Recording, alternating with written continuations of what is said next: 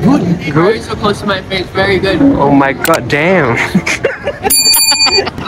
Hari ni aku bawa kau dekat ni Shell Rock. Kat sini ada Shell Out. Macam-macam lah. Shell Out, Western semua ada. Kat sini macam ramai lah artis datang sebab dia punya Shell Out, seafood semua fresh. And dia punya view pun nice. View dia tasik. Tapi siang lah, malam gelap sikit.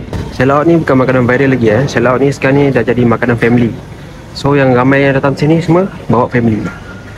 Tengok kawasan dia pun cantik. Dan satu kedai dia besar.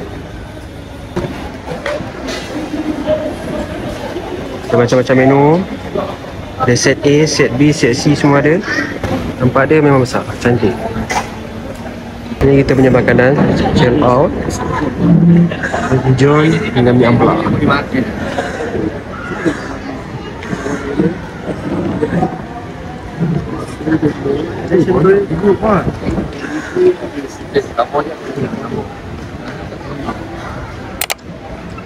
Ada ramai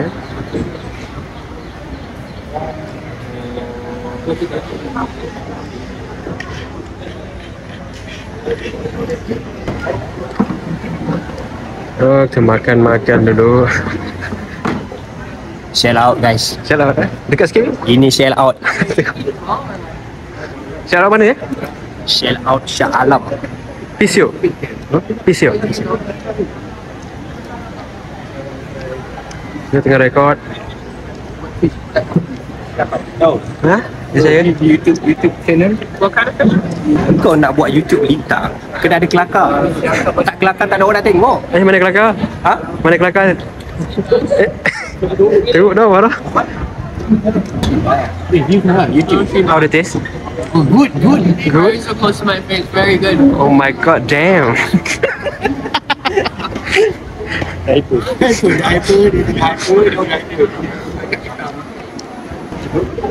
Ni dekat Shah Alam. Dia dekat je dengan tempat main kayak ni. Kau lepas makan, kalau tak mengah tu boleh lah kan, main kayak apa semua kan. Tengok naik boat.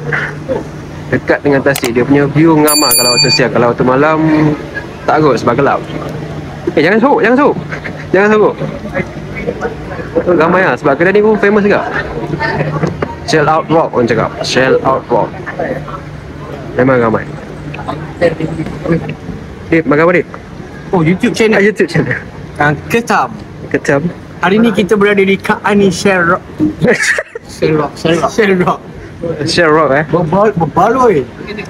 Look at this. Banyak Isi ketam tebal-tebal. Berkamera tebal-tebal lagi. Bersama rakan international. Bersama rakan-rakan Melaka. YouTube. Wanat? 1M subscriber. Lawak view Mintang kena ada kelakar. Buat kelakar sikit. Okay, jemput makan semua. Makan. Macam menu kat sini, kau boleh try So kalau kau nak datang boleh wish je kat Shell Rock dekat Tasik Shah Alam.